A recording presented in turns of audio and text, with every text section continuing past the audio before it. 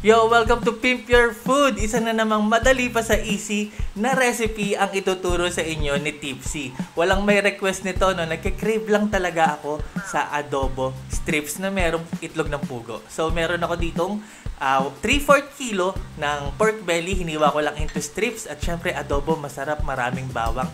Babayuhin lang natin yan. Babayuhin ng, uy, boss. Damang-dama naman masyadong pagbabayo. Kung wala kayong almirez, pwede nyo rin naman hiwain or pinuhin gamit ang kutsilyo, no? Ayan, once na okay na ating bawang, ready na natin ang ating adobo sauce. Gamitin nyo na ang inyong paboritong toyo. Ito, try nyo tong premium soy sauce na to, masarap yan. Kalahating tasa, equal parts lang din ng suka. Maglalagay ako dyan ng kalahating tasa ng suka. Itong suka ko, binabad ko lang yan sa bawang at sili, no? Para masarap talaga, malasa. Pero pwede rin naman yung ordinaryong suka natin. And then, maglalagay ako dyan ng 1 hanggang sa 2 kutsara ng oyster sauce. Or pwede rin naman ito, isang sachet. Ayan, okay na ang ating adobo sauce. At syempre, pampagana, diba, habang umuulan. Okay, simulan natin ang pagluluto. Ayan, walang mantika ang ating kawali. Ilalagay ko na ang ating pork belly. Tapos, hayaan lang natin yan na maglabas ng sarili niyang mantika. Ayan, tuloy lang natin sa pag-mix. Tapos pag napansin nyo na nag-iiba na ang kulay ng ating karne ng baboy, pwede na natin yan i-season ng konting asin para may lasa na, diba, ang ating baboy. Ayan, mix lang natin pagkalagay natin ng asin. Tapos mapapansin nyo, mag-iiba na yan ng tunog, parang napiprito na. Ayan, ibig sabihin nakapaglabas na yan ng mantika. Pwede na natin isunod yung ating pinitpit na bawang kanina para, diba, magisa na dyan sa mantika ng ating baboy.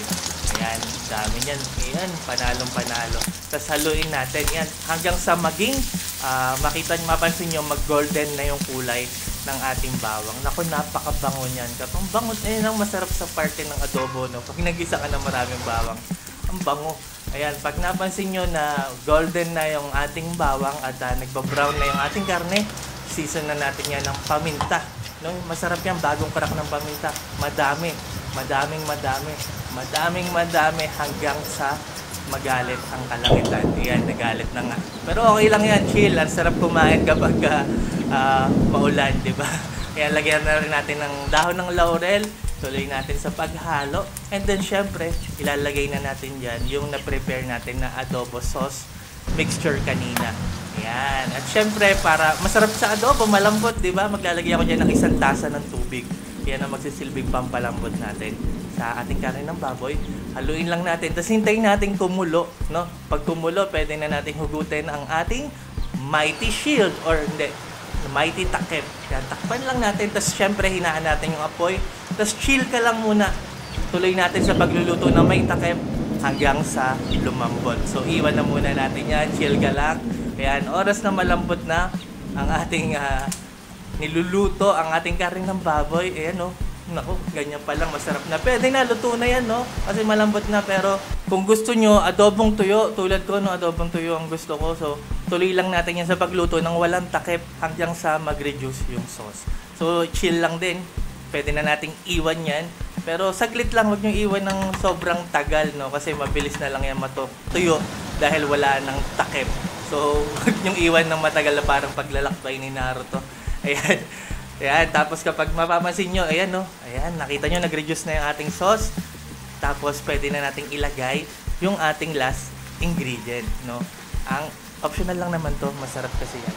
Itlog ng pugo, no? Nilagay natin bago pa tuluyang matuyo yung sauce para masip-sip ng itlog ng pugo yung natitira nating sauce. Kung walang itlog ng pugo, pwede na naman yung yung malaking itlog. Shoutout sa mga may gusto ng malaking itlog. Ayan, tuloy lang natin sa pagluto hanggang sa mag-reduce na ng tuluyan ng sarsa at maprito sa sariling mantika. And now, look at that.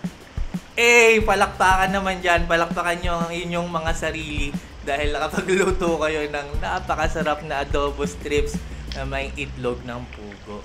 Ayan, hindi ko na nilagay ng sili pero masarap yan, maanghang, no? Para makain din ng mga kasama ko sa bahay. Pero madali lang naman magdagdag ng chili flakes or chili oil. Lalo na kapag inyong ipupulutan. Pero ako, masarap kumain ng maulan. Partner natin yan sa ating kanin. Di ba? Nako, panalong panalo. Konting mantika lang, di ba? Masarap din kasi yan sa kanin. Konti lang, hinay-hinay.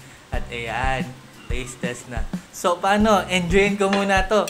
Maraming salamat sa palagi niyong panonood, pagtangkilik, pagsuporta, pagsubaybay. Ako po si Tipsy D. God bless sa inyong lahat. Peace!